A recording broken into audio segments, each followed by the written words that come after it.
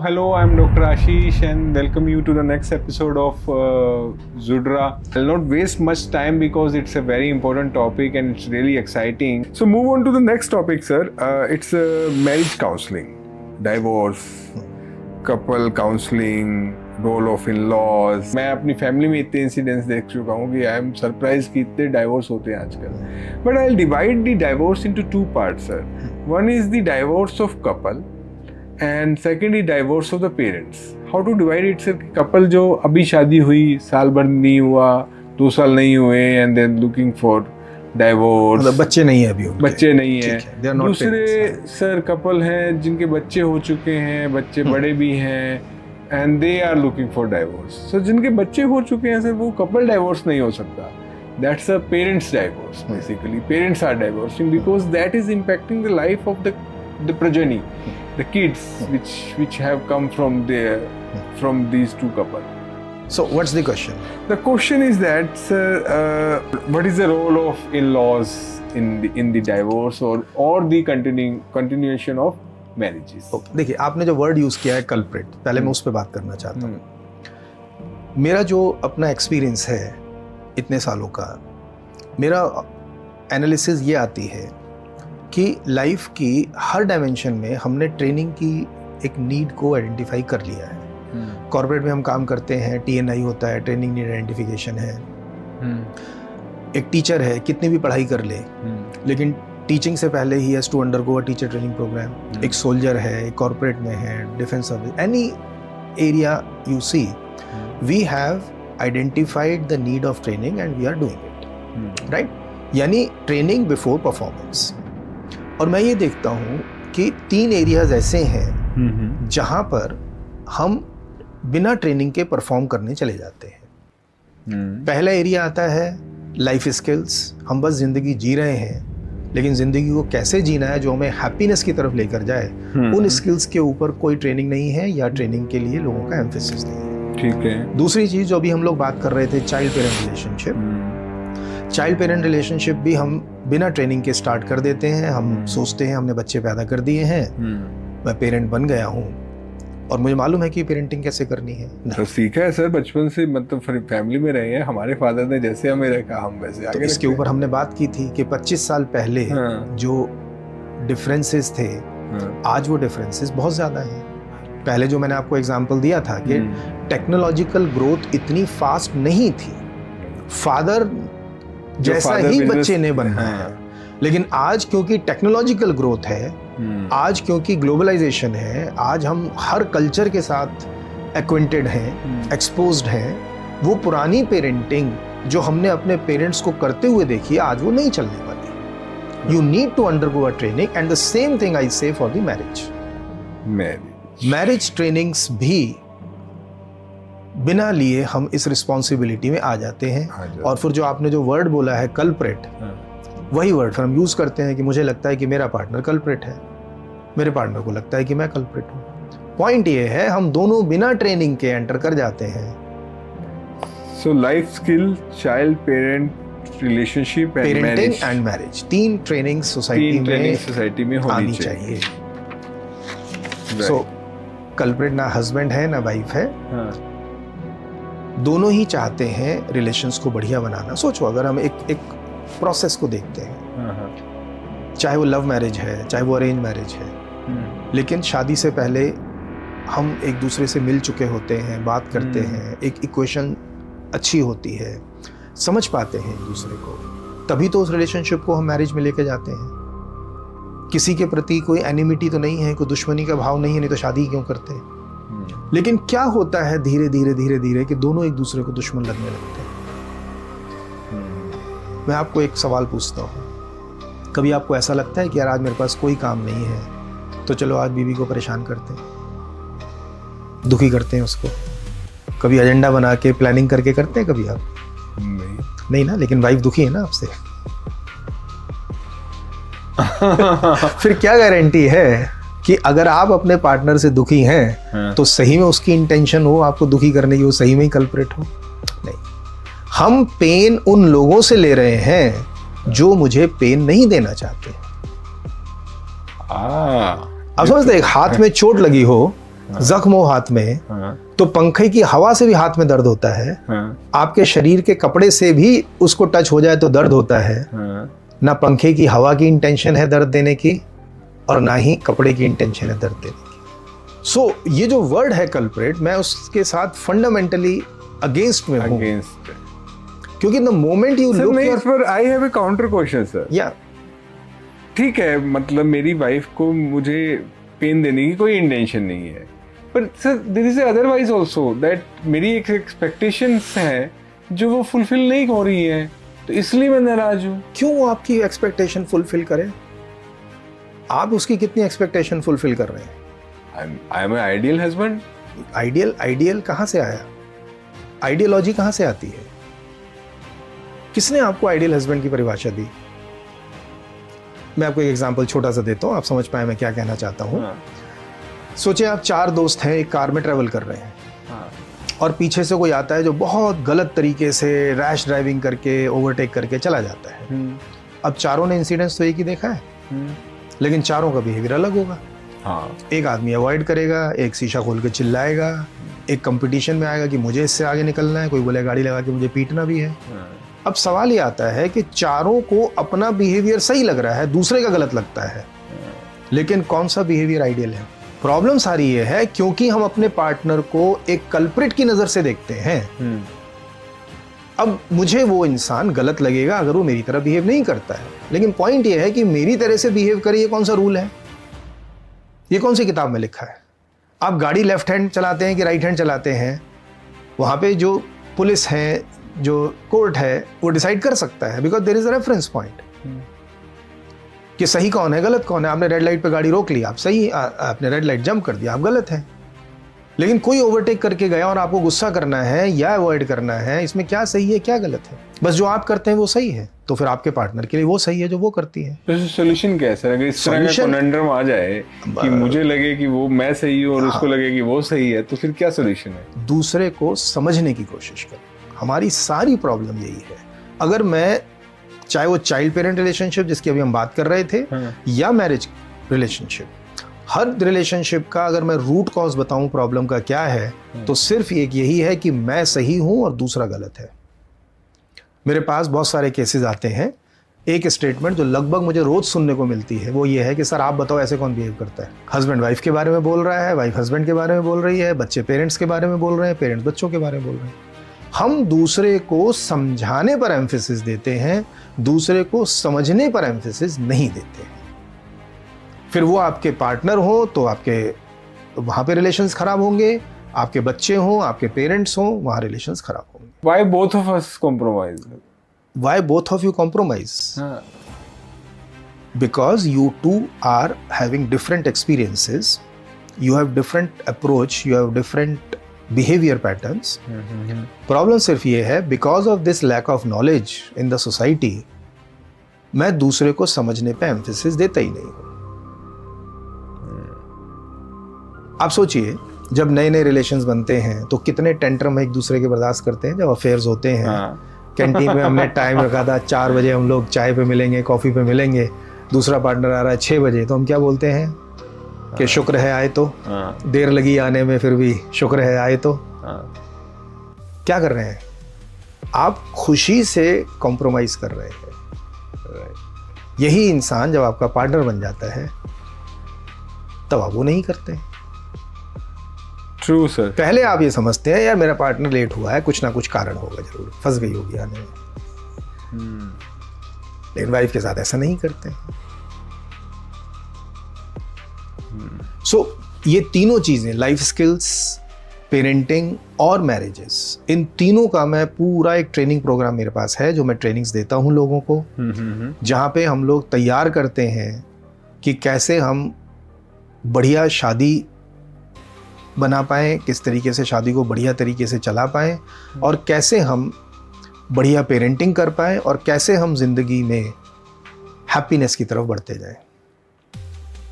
मैं अपने सभी क्लाइंट्स को सिर्फ एक ही गारंटी करता हूं, दैट इज अनकंडीशनल हैप्पीनेस। आपकी लाइफ में पास्ट में कुछ हुआ हो, प्रेजेंट में हो या फ्यूचर में हो, आप दुखी नहीं हो सकते। दुखी तो सर रहना ही नहीं चाहिए सर, छोटी सी जिंदगी है, 1 मिनट भी अगर आपने दुखी निकाला तो it's a wastage of life. Exactly, लेकिन ये तो बहुत आइडियोलॉजी की बात है। प्रैक्टिकली आप देखिए, नानक देव जी कहते हैं नानक दुखिया सब संसार। गौतम बुद्ध हुए 2500 साल पहले, उन्होंने 4 आदि सत्य दिए हैं, द इटर्नल ट्रूथ, जो हर इंसान की लाइफ में होते हैं। और सबसे पहला क्या बोलते हैं? जीवन दुख है। और 2500 साल में हम एक इंसान ऐसा पैदा नहीं कर पाए जो गौतम बुद्ध को गलत प्रूव कर पाया हो कि नहीं, मेरा जीवन दुख नहीं। So will move to the next very important topic sir, जो मतलब मेरा अपना पर्सनल टॉपिक भी है और इनफैक्ट हिंदुस्तान के हर पेरेंट का एक टॉपिक है sir, parent child relationship.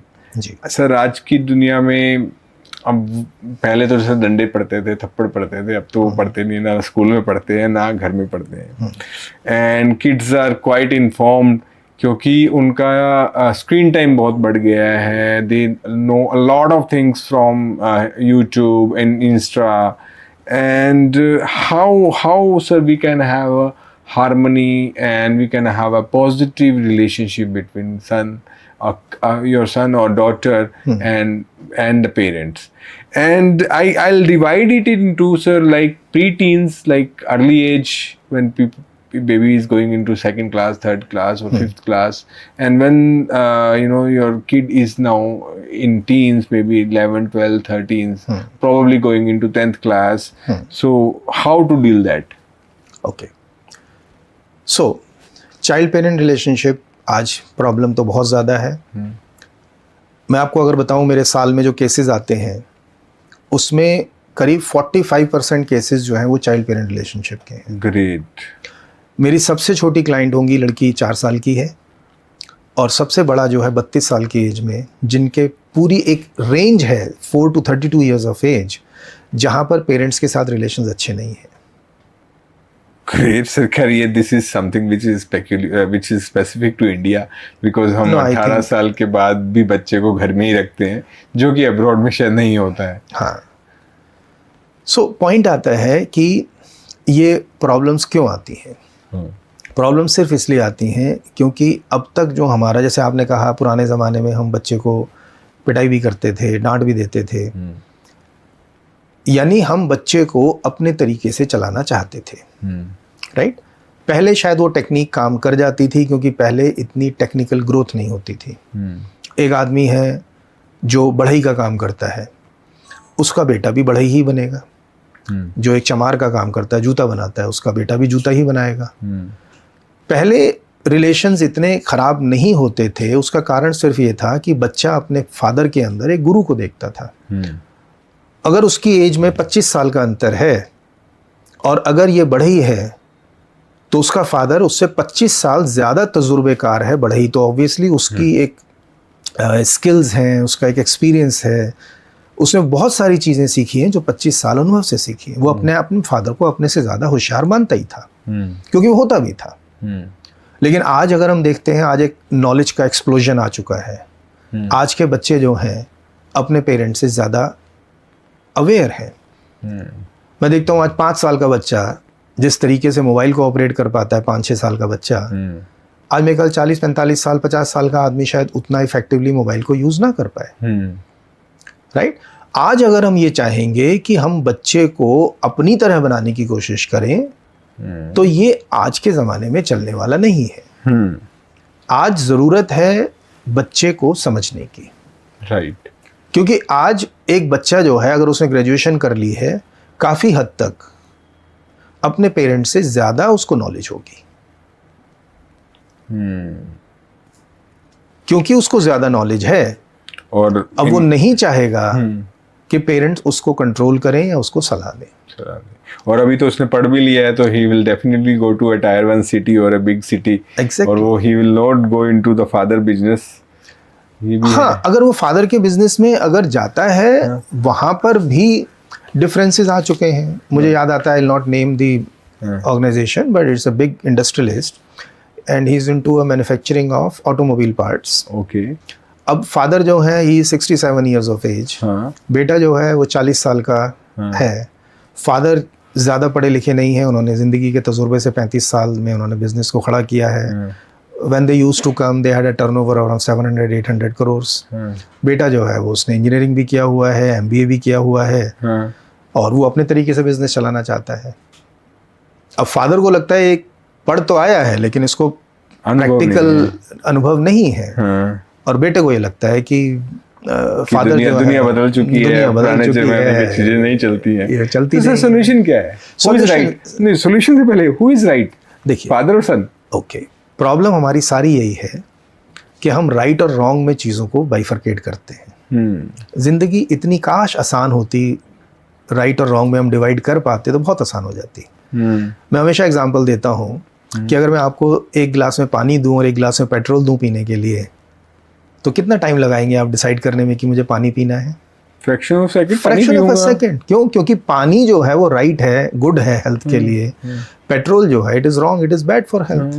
But unfortunately life आपको उतने क्लियर कट डिमार्केशंस देती नहीं है। Life is always a choice between less good and more good. Perfect. तो सर कुछ अब फादर जब अपने हिसाब से देखते हैं, वो अपने नजरिए से देख रहे हैं, बच्चा जो है अपने नजरिए से देख रहा है। प्रॉब्लम कहाँ आती है? प्रॉब्लम ये आती है कि दोनों में से कोई भी एक दूसरे को समझने को तैयार नहीं है। क्योंकि मैं अपने आप को राइट मानता हूँ क्योंकि मैंने MBA किया हुआ है, मेरे फादर अपने आप को राइट मानते हैं क्योंकि उनको 35 साल का अनुभव है। They have more ideas, they have more perspectives, let them do the job. तो सर सोचिए प्रैक्टिकली, मेरे पास है जो क्लाइंट आए, 800 करोड़ का उनका टर्नओवर है। 35 साल 38 साल उन्होंने मेहनत करके इस स्टेज तक लेकर आए हैं। क्योंकि ज़माना बच्चों का है, क्या उसको दे दिया जाए बिना इस चीज़ को एश्योर किए हुए क्या ये 800 करोड़ को 1000 करोड़ ले जा सकता है या इसको गिरा के जीरो ले आएगा? तो वो कैसे एश्योर करेगा sir? Is there any exam तो वो दे चुका है ना, MBA पास कर चुका है, और क्या एग्जाम आपको चाहिए? एग्जाम तो वो दे चुका है। पॉइंट सिर्फ ये है कि लाइफ इज मल्टी डायमेंशनल, और लाइफ में क्या है, हर चीज़ की ज़रूरत है। मैं हमेशा बोलता हूँ कि life is always like a parabola. Parabola path आप समझते हैं, आपने एक बॉल फेंकी, पहले थोड़ी देर ऊपर जाती है फिर नीचे की तरफ जाती है। पैराबोला पाथ का क्या एक स्पेशल कैरेक्टरिस्टिक क्या होती है पैराबोला कर्व की, कि जब आप पहले इनपुट इंक्रीज करते हैं तो आउटपुट इंक्रीज होती है, आप फिर थोड़ा और इनपुट इंक्रीज करिए, फिर थोड़ा आउटपुट इंक्रीज हो जाएगी। अब आपको तो कॉन्फिडेंस हो गया कि इनपुट इंक्रीज करने से आउटपुट बढ़ रही है, लेकिन जैसे ही पैराबोला अपने पीक पे पहुंच जाता है, अब इनपुट बढ़ाने से आउटपुट कम होने लगती है। Life always follows a parabola path. यहां पर अगर मुझसे कोई आप पूछेंगे कि सर क्या अनुभव जरूरी है? Up to a certain level yes. क्या नॉलेज जरूरी है? MBA, द न्यू टेक्नोलॉजीज, क्या वो जरूरी है? Up to a certain level yes. एक लिमिट क्रॉस करने के बाद दोनों चीजें गलत हो जाती हैं। तो जहां आपने कहा कि बच्चों का जमाना है, उनको अपने तरीके से जीने देना चाहिए, मैं उस बात से सहमत हूं, लेकिन up to a certain limit.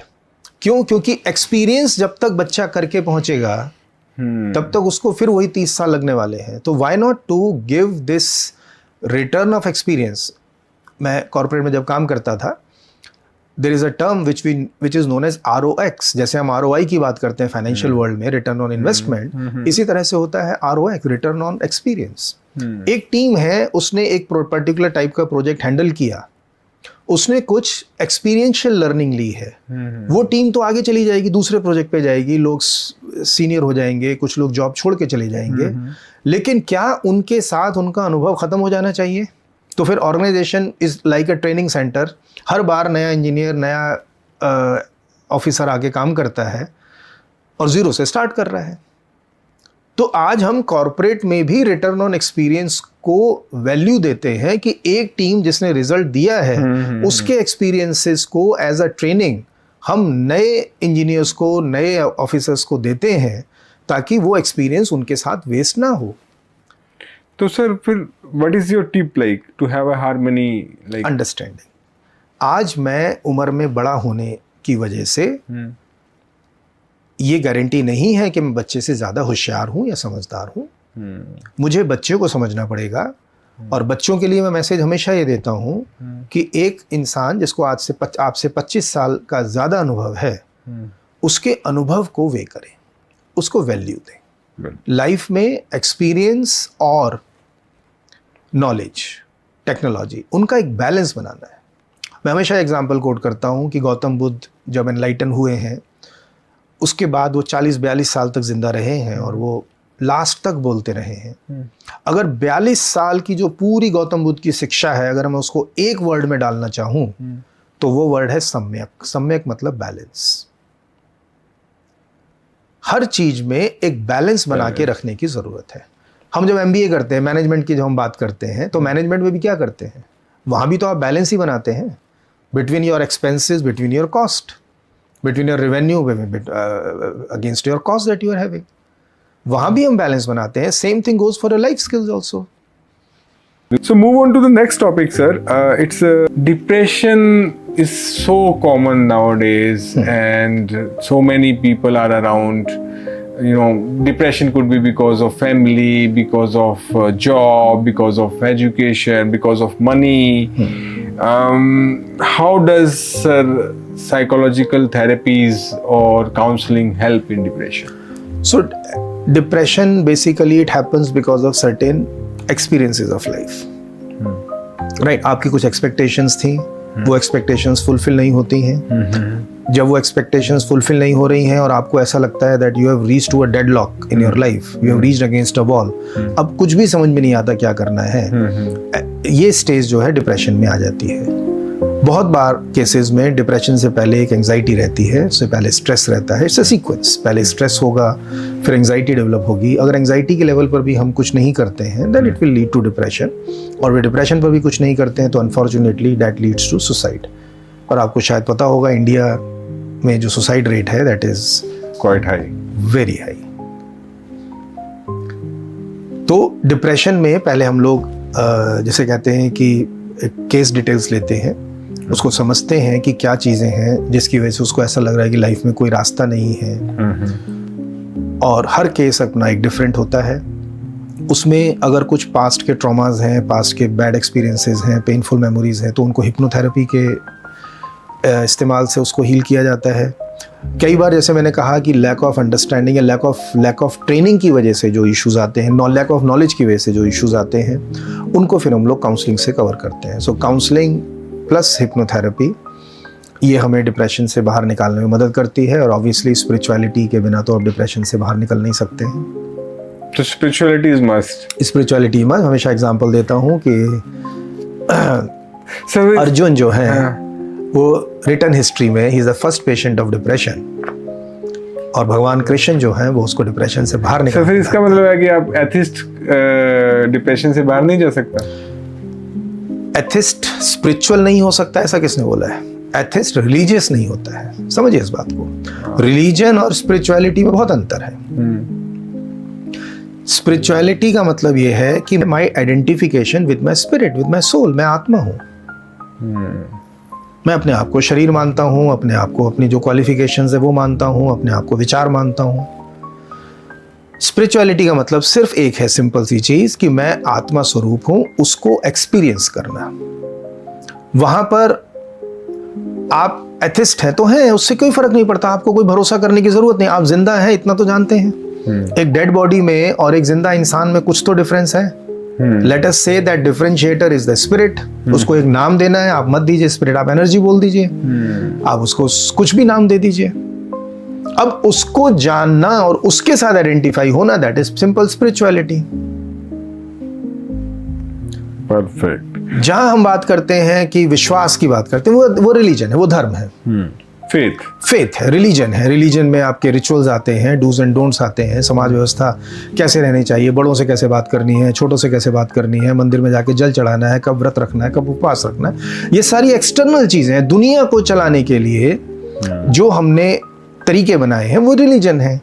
और अपने आप को जानने की जो कला है वो स्पिरिचुअलिटी है। स्पिरिचुअलिटी बहुत बढ़िया सर, आपने मतलब जो स्पिरिचुअलिटी और रिलीजन का डिफरेंशिएशन किया, ग्रेट। मतलब सर मतलब क्वाइट मतलब before I move to conclusion, last one more question, how counselling helps in depression? जैसे मैंने आपको बताया ना, counselling will give you a new perspective to look at life. Sir पर प्रॉब्लम तो सॉल्व नहीं हुई ना। मेरी जो एक्सपेक्टेशन थी लाइफ की, जो मैं चाहता था वो नहीं हुआ। अब वो तो कॉज है। किसके साथ वो हो रहा है जो वो चाह रहा है? आपकी वाइफ आपके तरीके से बिहेव नहीं करती है, उसका बिहेव ना करना आपको पेन नहीं देता है, आपको दुख नहीं देता है। आपका एक्सपेक्टेशन कि वो ऐसे बिहेव ना करे ये आपको दुख देता है। आपके साथ लाइफ में कुछ हुआ जो कि पेनफुल है, अब आपने एक्सपेक्ट किया था कि आपकी लाइफ में पेन ना आए। कोई ऐसा है जिसकी लाइफ में पेन नहीं है? मेरे पास एक पेरेंट्स आए, उनका जवान बच्चा मेरे ख्याल से 10th किया था उसने, 15 16 साल का होगा, और उसने सुसाइड कर लिया। अब उसकी डेथ हो गई। अब पेरेंट्स जो है बिल्कुल ग्रीफ में है, डिप्रेशन में है। लेकिन डेथ तो फिर जो पैदा हुआ है उसको तो मरना ही है। सो काउंसलिंग आपको एक नया नजरिया देती है जिंदगी को देखने का, दुनिया को देखने। जैसे आपने कहा कि दोनों में से कौन कल्प्रेट है। अब अगर मैं अपने पार्टनर को कल्प्रेट मान के चलूंगा तो ऑब्वियसली एंजाइटी भी रहेगी, और अगर ये लगा कि मैं इसको डाइवोर्स भी नहीं कर सकता हूँ क्योंकि समाज जो है वो अलाउ नहीं करेगा, मेरे बच्चे बड़े हैं, मैं उसकी वजह से डाइवोर्स नहीं कर सकता हूँ। अब आप उसके साथ रह नहीं पा रहे हैं क्योंकि वो कल्प्रेट मान रहे हैं, आप उसको समझने की कोशिश नहीं कर रहे हैं, और डाइवोर्स इसलिए नहीं कर पा रहे क्योंकि समाज या बच्चे या आपके हालात अलाउ नहीं करेंगे। आप ऑब्वियसली एंजाइटी और डिप्रेशन में जाना शुरू कर देंगे। Perfect, perfect. और फिर कुछ अगर बैड एक्सपीरियंसेस हैं, जो ट्रॉमास हैं, उनको हम हिप्नोथेरेपी के हिसाब से यूज करते हैं and giving a new perspective, जिसको हम लोग लाइफ बिटवीन लाइफ्स बोलते हैं। एक स्पिरिट के लेवल पर जब हम एक अंडरस्टैंडिंग करते हैं, जब हम मेडिटेशन में जाते हैं, जब अपने आप को आइडेंटिफाई करते हैं सोल के लेवल पर, फिर ये डिप्रेशन क्या कोई भी रीजन ऑफ अनहैप्पीनेस हो वो हट जाता है। Perfect. Last sir, any one tip to be happy in life? Any one tip to be happy in life? हाँ। अपनी एक्सपेक्टेशंस को मैनेज करना सीखें। मैनेज करना सीखें। मैं ये नहीं बोलूंगा एक्सपेक्टेशंस को हटा दें, कम करें, हटा क्योंकि दें। एक्सपेक्टेशंस को हटाने की वजह से भी बहुत सारे रिलेशंस खराब होते हैं। राइट। ना मैं ये कहूँगा कि एक्सपेक्टेशंस को बढ़ाएं, सिर्फ उसको मैनेज करें। और क्यों खाली एक्सपेक्टेशंस? लाइफ में हर चीज़, जैसे मैंने कहा, life follows a parabolic path. हर चीज को उसकी मैक्सिमम यूटिलिटी तक यूज करें। अगर वो बैलेंस, फिर मैं बात कहूँगा गौतम बुद्ध के माध्यम से, गौतम बुद्ध का अगर एक शब्द हम अपनी जिंदगी में उतार लें, वो है सम्यक, वो है बैलेंस, वो है मेरा पैराबोला का द पीक पॉइंट। बस उस लेवल तक रुकना सीख जाएं। धैर्य कहीं तो लेके आना पड़ेगा। राइट सर, थैंक यू आप सर आए और आपने इतनी सारी जो क्वेश्चंस के जवाब दिए, और आपने ऐसी ऐसी बातें कही जो वाकई में मतलब अनुभव से आती हैं। और I think there are certain things which we probably know, but that something is not evident. Like, you know, when you hear from an expert, then you realize that these are the points which we should definitely look at, and we should actually imbibe them in our life to make our life happy. Exactly. तो sir, psychology की बात करते हैं तो हम brain की बात करते हैं, कॉन्शियसनेस की बात करते हैं। सर, एक लेवल ऑफ माइंड कॉन्शियसनेस, मैंने आपके बारे में पढ़ा भी और आपने काफ़ी कुछ लिखा भी है इस बारे में जी। कॉन्शियसनेस, सबकॉन्शियस माइंड, एक कॉन्शियस माइंड क्या है sir? What are the levels of mind? Okay, अगर हम माइंड की बात करते हैं तो इसको हम दो पार्ट्स में डिवाइड करेंगे। एक इमेजिन करें, एक बड़ा ट्राइंगल अपने माइंड में इमेजिन कर लें, और एक छोटा सा उसका first 5% top, tip of the triangle या टिप ऑफ द आइसबर्ग जैसे हम बोल सकते हैं, दैट इज कॉन्शियस माइंड, जो कि सिर्फ 5% होता है, जिसमें हमारे सारे लॉजिक है, इंटेलेक्ट है, डिसीजंस लेते हैं, सोचते हैं, ये सारा काम हमारा 5% कॉन्शियस माइंड करता है। उसके बाद जो बड़ा बच गया 95% mind, that is known as subconscious mind. और सबकॉन्शियस माइंड में हमारी सारी फीलिंग्स हैं, इमोशंस हैं, सारे एक्सपीरियंसेस हैं, हमारी सारी मेमोरी वहाँ पर स्टोर्ड होती है, हमारी वैल्यूज़ वहाँ पर स्टोर्ड है, हैबिट्स कंट्रोल करता है, बॉडी के नॉन वॉलेंट्री फंक्शंस कंट्रोल करता है। ये बहुत बड़ा एक रोल है जो सबकॉन्शियस माइंड प्ले करता है। आपने बोला कॉन्शियसनेस के बारे में। अब ये जो हमने कॉन्शियस और सबकॉन्शियस की बात करी, ये तो दोनों माइंड का पार्ट हो गया। लेकिन इसके ऊपर अगर हम स्पिरिचुअल डायमेंशन में जाते हैं, there is something known as super conscious. Super conscious is beyond the mind. Okay. And that is covered under spirituality. तो अगर हम कॉन्शियसनेस को डिवाइड करते हैं तो 3 पार्ट्स में डिवाइड कर सकते हैं, conscious, subconscious and super conscious. अगर हम माइंड की बात करते हैं तो इन 3 क्लासिफिकेशंस में conscious and subconscious corresponds to mind and super conscious is beyond mind, which is more related to spirituality. which is more related to spirituality. Sir लोग पहुंच जाते हैं उस लेवल पे? क्यों नहीं पहुंचते हैं? मैं खुद अपने गुरु की कृपा से मैं पहुंचा हूं और मैं लोगों को हेल्प भी कर रहा हूं बहुत सालों से। सर अगर जब माइंड कॉन्शियसनेस और लेवल ऑफ कॉन्शियसनेस की हम जब बात करते हैं तो एक शब्द आता है sir, hypnotherapy. What is hypnotherapy? तो जैसे मैंने कहा कि जो हमारा 95% माइंड है दैट इज सबकॉन्शियस माइंड। तो जब हम डायरेक्टली सबकॉन्शियस माइंड के साथ कम्युनिकेट करते हैं, कोई सजेशंस हैं जो हम डायरेक्टली सबकॉन्शियस में ट्रांसप्लांट करते हैं, इम्प्लांट करते हैं, that process is known as hypnotherapy. So hypnotherapy में पहले थोड़ा बॉडी को रिलैक्स कराया जाता है, क्योंकि रिलैक्स करते समय मेरा कॉन्शियस माइंड रिलैक्स हो जाता है। दूसरा, कॉन्शियस माइंड तब रिलैक्स होता है जब उसको लॉजिकली चीज़ें क्लियर होती हैं। तो रिलैक्सेशन में मैं जो यूज़ करता हूँ, 2 चीज़ें यूज़ करता हूँ। पहला, एक अपने क्लाइंट को पूरा लॉजिकली एक्सप्लेन करना, उसकी प्रॉब्लम के बारे में, उसकी हीलिंग्स के बारे में, उसकी इम्प्रूवमेंट के बारे में और हिप्नोथेरेपी के बारे में। तो जब एक आप लॉजिकली कन्विंस्ड होते हैं तो आप वहाँ पर रिलैक्स फील करते हैं।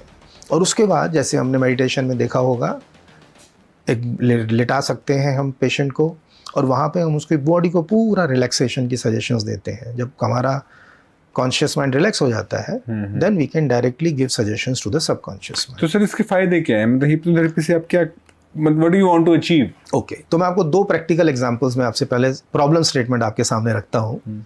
कितने लोग ऐसे हैं आज जो जानते हैं कि गुस्सा गलत है, एंगर इज बैड? सब लोग। और फिर भी हम सब करते हैं। हाँ, राइट। एक और एग्जांपल से समझते हैं। कितने लोग ऐसे हैं जो ये जानते हैं कि अगर हम सुबेरे टाइम पर सोकर उठेंगे, एक्सरसाइज करेंगे तो हेल्दी रहेंगे? सब लोग यही जानते हैं। और कितने लोग करते हैं? बहुत कम। राइट। तो डिफरेंस क्यों आता है? ये जो जानना है, ये जो लॉजिक है, ये सिर्फ 5% माइंड में है। ओके। लेकिन सबकॉन्शियस माइंड के पास कोई इंटेलेक्ट नहीं है, कोई इंटेलिजेंस नहीं है। सबकॉन्शियस माइंड के पास विजडम है। मैंने किताबों में पढ़ लिया है कि गुस्सा करना गलत है, लेकिन मेरा अनुभव क्या है? घर में मैं छोटा बच्चा था, माँ बाप की लड़ाई होती थी, जो गुस्सा करता था वो जीत जाता था। उसके बाद मैं और बड़ा हुआ, स्कूल गया तो वहाँ पे टीचर की बात माननी पड़ती थी, वो टीचर गुस्सा करता था। और बड़ा हुआ, मूवी देखी तो फिर एंग्री यंग मैन जो है वो हीरो है। फिर जब जॉब किया तो बॉस की बात माननी है, क्योंकि बॉस जो है वो गुस्सा करेगा। यानी मेरा विजडम क्या है, मेरा एक्सपीरियंसेस क्या है कि जो गुस्सा करता है वो डोमिनेट करता है।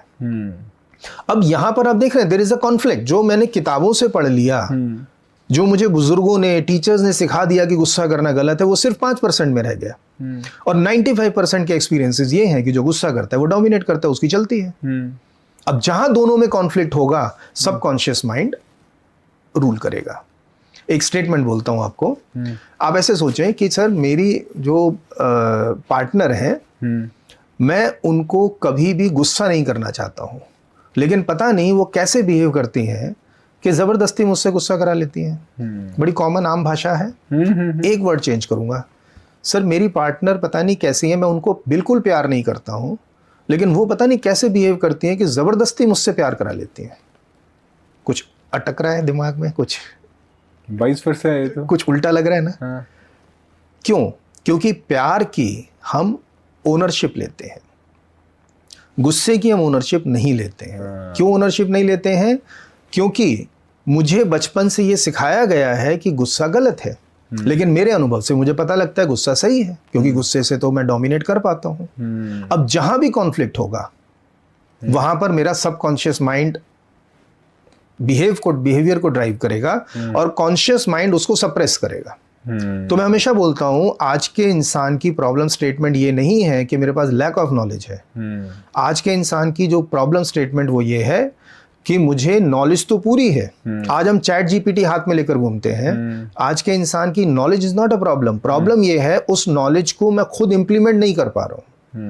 मैं यहां तक बोलता हूं कि आज के इंसान के पास, सपोज आपको एंग्जाइटी है, ओवर थिंकिंग आप करते हैं, आपके सामने कोई ऐसा मित्र आता है, कोई फ्रेंड ऐसा आता है जो खुद ओवर थिंकिंग करता है ना, आप उसको बहुत बढ़िया सलाह दे सकते हैं। लेकिन और वो सलाह काम भी करती है, लेकिन आप उन सलाहों को खुद इंप्लीमेंट नहीं कर पाते हैं। तो जो हमारा बिहेवियर है that is driven by the subconscious mind. अब आते हैं आपके क्वेश्चन पे, आपने कहा कि हिप्नोथेरेपी कैसे इफेक्ट करती है। तो हम 95% के अंदर जो हमारी इमोशंस हैं that are coming from your past experiences, चाहे वो फियर है, चाहे वो गिल्ट है, चाहे वो लैक ऑफ लव है, चाहे वो एग्रेशन है, उनको हम हील कर सकते हैं हिप्नोथेरेपी के द्वारा। काउंसलिंग जो है वो सिर्फ 5% माइंड पर काम करती है। काउंसलिंग का मतलब क्या होता है? Giving a new perspective to look at life. Counselling करने से लाइफ में कुछ नहीं बदलता है, सिर्फ एक चीज बदलती है कि आपका उसको देखने का नजरिया बदलता है। हिप्नोथेरेपी क्या करती है? आपके जो पुराने सारे जो पेन्स हैं, फियर्स हैं, गिल्ट है, एंजाइटी है, लैक ऑफ लव है, सेल्फ क्रिटिसिज्म है, जेलसी है, हेट्रेड है, लोनलीनेस है, इन सब पर काम करती है। दूसरी चीज हैबिट करेक्शन। जैसे मैंने कहा, आप चाहते हैं कि मैं सवेरे टाइम पर सोकर उठूं, रोज अलार्म भी लगाते हैं, लेकिन first crime of the day is to snooze the alarm. So habit corrections में, कॉन्फिडेंस बिल्डिंग में, स्टेज परफॉर्मेंस में, बच्चे की एकेडमिक परफॉर्मेंस में, इन सब चीज़ों में हमारी हिप्नोथेरेपी बहुत इफेक्टिवली काम करती है, क्योंकि अल्टीमेटली मैं बिहेव तो कर ही 95% से रहा हूँ। 95। तो सबकॉन्शियस माइंड जो है वो आपको कंट्रोल कर रहा है because of previous experience, because of previous experience, and your behaviour, emotions, feelings are quite